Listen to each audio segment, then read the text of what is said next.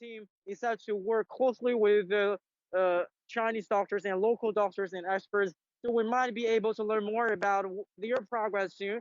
But what I can tell more about is right here in Wuhan, groups of doctors and experts are working on like different remedies and even finding a drug that can target the virus. So a drug that has been used to combat Ebola, remdesivir, is now being trialed for a week already, and the first round of the trial will conclude in about another week. And we should learn more about if that drug actually can be effective to tackle coronavirus. And in addition, Chinese traditional medicine are also being used to treat patients with coronavirus, and some doctors have been seeing that some would also improve the patients' conditions.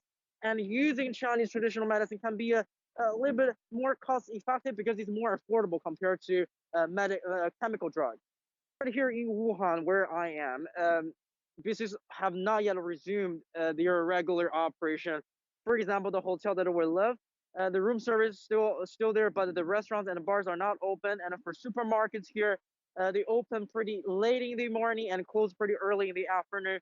For a lot of businesses and companies, they basically move their business online. So they hold conference calls and they let their employees work at their home.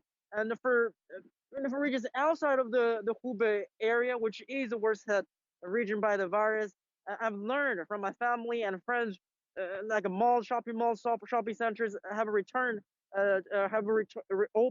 but not for the full day, but for half day.